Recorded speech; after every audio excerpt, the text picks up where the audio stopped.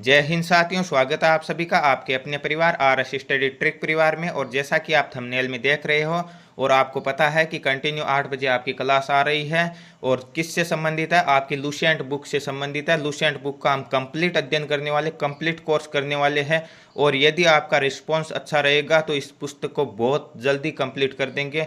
आपको मैं प्रॉमिस करता हूं कि आपके नवंबर और दिसंबर 2 महीनों में इस पूरी बुक को कंप्लीट कर देंगे। तो चलते हैं, शुरुआत करते हैं। शुरुआत से पहले यदि आपने चैनल को सब्सक्राइब नहीं किया तो सब्सक्राइब जरूर कर लीजिए, नोटिफिकेशन बेल को भी ऑन कर लीजिए ताकि आने वाले वीडियो की पल पल की अपडेट आप तक पहुंचती रहे।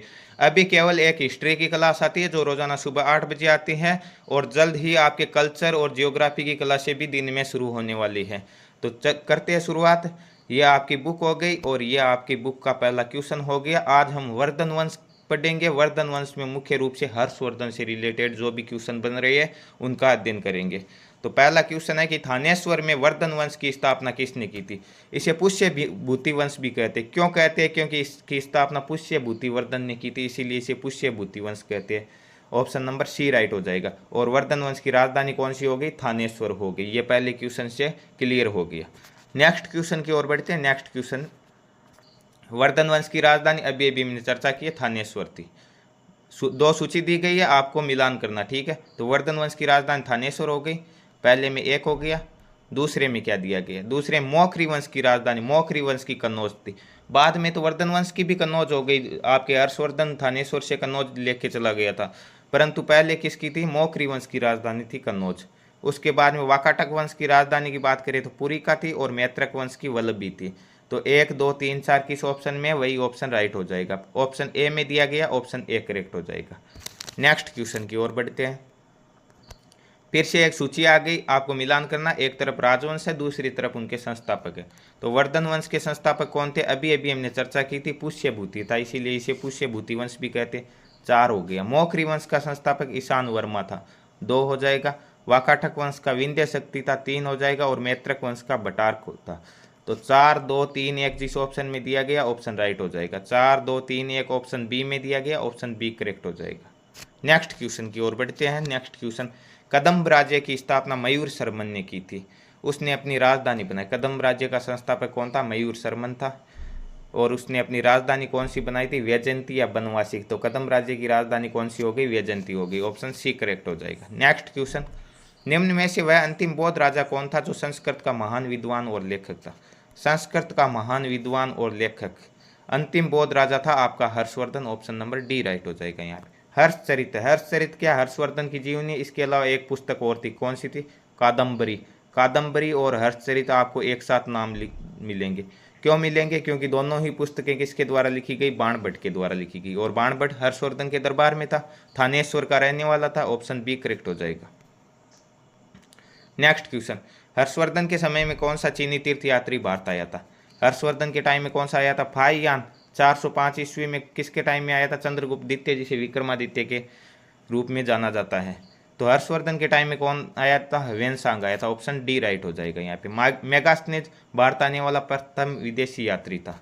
नेक्स्ट क्वेश्चन, चालुक्य राजा पुलकेशिन द्वितीय को किसने पराजित किया था? चालुक्य राजा पुलकेशिन द्वितीय को नरसिंह वर्मन प्रथम ने पराजित किया था। और पुलकेशिन द्वितीय ने किसको पराजित किया था? तो ये हर्षवर्धन को पराजित किया था पुलकेशिन द्वितीय ने। हर्षवर्धन के जीवन की एकमात्र पराजय थी जो पुलकेशिन द्वितीय के हाथों हुई थी। नेक्स्ट क्वेश्चन, किस व्यक्ति को द्वितीय अशोक कहा जाता है? द्वितीय अशोक आपके हर्षवर्धन को कहा जाता है, ऑप्शन नंबर डी राइट हो जाएगा। नेक्स्ट, बाणभट्ट किस सम्राट के दरबारी कवि थे? बाणभट्ट अभी अभी हमने चर्चा की थी, कादम्बरी और हर्षचरित के लेखक बाणभट्ट आपके हर्षवर्धन के दरबार में थे, ऑप्शन नंबर सी राइट हो जाएगा।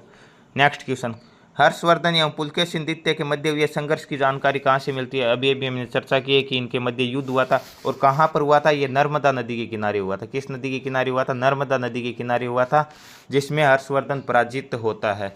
इसकी जानकारी हमें ऐहोल अभिलेख से मिलती है, ऑप्शन नंबर ए राइट हो जाएगा। यहाँ पे प्रतापशील हूण हरिणकेसरी महाराजाधिराज नामक उपाधियां निम्न में से किसकी थी?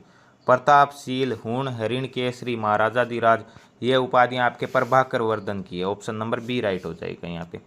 नेक्स्ट क्वेश्चन, सम्राट हर्ष ने अपनी राजधानी थानेश्वर से कहाँ स्थानांतरित की थी? ये भी हम पहले ही क्वेश्चन में चर्चा कर चुके हैं कि पहले इसकी राजधानी थानेश्वर थी, बाद में कन्नौज स्थानांतरित कर दी गई, ऑप्शन नंबर सी राइट हो जाएगा यहाँ पे। नेक्स्ट क्वेश्चन, शकलोत्तरापथनाथ किसे कहा गया? शकलोत्तरापथनाथ किसकी उपाधि? आपके हर्षवर्धन की। ऑप्शन नंबर बी राइट हो जाएगा। ह्वेनसांग ने किसे शिलादित्य है? ह्वेनसांग किसके दरबार में आया था? आपके हर्षवर्धन के दरबार में आएगा। तो जाहिर सी बात है ये हर्षवर्धन के बारे में ही ज्यादा लिखेगा, तो इसने हर्षवर्धन को क्या कहा? शिलादित्य कहा। ऑप्शन नंबर डी राइट हो जाएगा यहाँ पे। नेक्स्ट क्वेश्चन, गुप्त वंश के ह्रास के पश्चात उत्तर भारत में बड़े भाग का पुनर्गठन किसने किया था? बड़े भाग का पुनर्गठन आपके हर्षवर्धन ने किया था गुप्त वंश के पतन के बाद में। नेक्स्ट, बंगाल का कौन सा शासक हर्ष का समकालीन था? बंगाल का शासक था गौड़ नरेश Shashank. Option number A right होगा, जिसने हर्षवर्धन के बड़े भाई की हत्या की थी, जो आगे पढ़ेंगे। नेक्स्ट क्वेश्चन, चालुक्य शासक पुलकेशिन द्वितीय ने किस नदी के किनारे हर्षवर्धन को परास्त किया था? ये भी हम चर्चा कर चुके हैं, नर्मदा नदी। ऑप्शन नंबर सी राइट हो जाएगा। नेक्स्ट, हर्ष के शासनकाल में उत्तर भारत का सबसे महत्वपूर्ण शहर कौन सा था? उत्तर भारत का सबसे इंपॉर्टेंट शहर कौन सा था? कन्नौज ही था, इसीलिए इसने अपनी राजधानी कन्नौज को बना ली। नेक्स्ट क्वेश्चन, हर्ष की जीवनी किसने लिखी? ये भी हम चर्चा कर चुके हैं। हर्षचरित की रचना किसने की थी? बाणभट्ट ने की थी। ऑप्शन बी राइट हो जाएगा। हर्षवर्धन अपनी धार्मिक सभा कहाँ किया करता था? ये अच्छा क्वेश्चन है। कहाँ किया करता था? प्रयाग इलाहाबाद में किया करता था। ऑप्शन नंबर बी राइट हो जाएगा, जहाँ हर 12 सालों से कुंभ का मेला आयोजित होता है, और कुंभ मेले का आयोजन भी हर्षवर्धन ने ही प्रारंभ किया था। नेक्स्ट क्वेश्चन, वर्धन वंश की राजधानी थानेश्वर किस प्रदेश में? थानेश्वर वर्तमान हरियाणा में। ऑप्शन नंबर बी राइट हो जाएगा यहाँ पे। हर्षवर्धन की बहन राज्यश्री का विवाह किसके साथ हुआ था? हर्षवर्धन की बहन राज्यश्री का विवाह आपके मौखरी नरेश ग्रहवर्मा के साथ हुआ था। ऑप्शन नंबर बी राइट हो जाएगा यहाँ पे। हर्षवर्धन के अग्रज राज्यवर्धन की हत्या किसने की थी? ये हम चर्चा कर चुके हैं, गौड़ नरेश शशांक ने की थी। ऑप्शन नंबर बी राइट हो जाएगा यहाँ पे।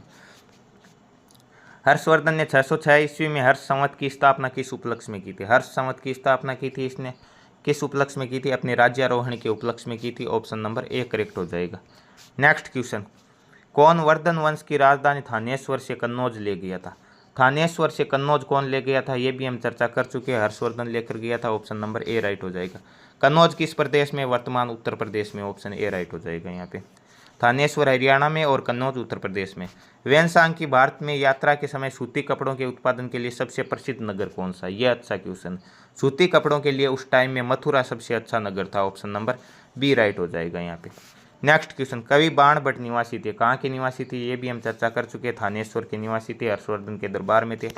नागानंद का रचनाकार कौन है? नागानंद, रत्नावली और प्रियदर्शी, इन सभी के रचनाकार कौन है? हर्षवर्धन है। ऑप्शन नंबर बी राइट हो जाएगा यहाँ पे।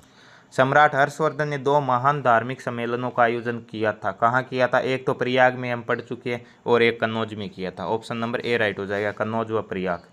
नेक्स्ट, नागानंद, रत्नावली व प्रियदर्शी का नाटकों के नाटककार कौन है? हर्षवर्धन है, ये भी हम चर्चा कर चुके हैं। ऑप्शन डी राइट हो जाएगा। गुर्जरों को किस शासक ने पराजित किया था? गुर्जरों को किसने पराजित किया था? हर्षवर्धन ने ही किया था। ऑप्शन सी राइट हो जाएगा यहाँ पे। नेक्स्ट क्वेश्चन, आज भी भारत में ह्वेनसांग को याद करने का मुख्य कारण क्या है? ह्वेनसांग एक चीनी यात्री था जो हर्षवर्धन के दरबार में आया था और लगभग 14 वर्षों तक भारत में रहा था। इसे नीति का पंडित, शाक्य मुनि, यात्रियों का राजकुमार भी कहा जाता है, और इसने एक प्रसिद्ध पुस्तक की रचना की थी जिसका नाम था शियुकी। तो यहाँ पे कौन सा हो जाएगा? शियुकी की रचना, और उसी पुस्तक के लिए आज भी उसे याद किया जाता है। नेक्स्ट क्वेश्चन, हर्षवर्धन के विजय जीवन में एकमात्र पराजय देने वाला पुलकेशिन द्वितीय कहाँ का शासक था? चालुक्य शासक था, बादामी या वातापी का शासक था। ऑप्शन नंबर ए राइट हो जाएगा यहाँ पे। हर्षवर्धन ने अपनी पुत्री का विवाह वल्लभी नरेश से किया था, जो कि उसकी एक बड़ी कूटनीतिक उपलब्धि थी। वल्लभी नरेश का नाम बताए। अभी हमने चर्चा की थी कि हर्षवर्धन ने अपनी बहन का विवाह किसके साथ किया था? मौखरी नरेश के साथ किया था। कौन था मौखरी नरेश? ग्रहवर्मा। और पुत्री का विवाह किसके साथ किया था? वल्लभी नरेश के साथ किया था, और उसका नाम क्या था? ध्रुवसेन द्वितीय था। ऑप्शन नंबर ए राइट हो जाएगा यहाँ पे। नेक्स्ट क्वेश्चन, 641 ईस्वी में किसने चीन के राजा ताइत्सुंग के पास एक राजदूत भेजा था? ये चीन के राजा का नाम है, ऐसे नहीं बोल रहा हूँ, ठीक है, ताइत्सुंग चीन के राजा का नाम है। हर्षवर्धन ने राजदूत भेजा था उसके दरबार में। उसने भी वापस 3 राजदूत भेजे थे अलग अलग। एक तो उसके हर्षवर्धन के मरने के बाद में पहुंचा था, उसकी हम चर्चा करेंगे आगे। नेक्स्ट क्वेश्चन, ये लो क्वेश्चन आ गया, वो जो मैं अभी बता रहा था। हर्षवर्धन के भारतीय मिशन के जवाब में चीन सम्राट ताइत्सुंग ने 3 मिशन हर्षवर्धन के दरबार में भेजे थे, जिसमें से एक मिशन हर्षवर्धन के मरणोपरांत पहुंचा। अंतिम मिशन में शामिल उस चीनी राजदूत का नाम क्या है जिसने हर्ष की मृत्यु के तुरंत बाद जो घटनाक्रम घटित हुआ उसका विस्तार से वर्णन किया? अच्छी बात है, बहुत वर्णन करते हैं ये चीन वाले भी, ठीक है। तो उसका नाम क्या था, उसका नाम था वांग वेंतस्य। अब एक चीज़ नोट करना आप, इसका नाम ह्वेनसांग है, इसका नाम वांग वेंतस्य, इसमें कोई फर्क दिखागा, इस नाम को तोड़ मरोड़ के आगे पीछे करके लिख दिया, वही नाम हो गया, ठीक है। ऑप्शन नंबर ए करेक्ट हो जाएगा यहाँ पे। ये चाइना वालों के नाम ही ऐसे होते।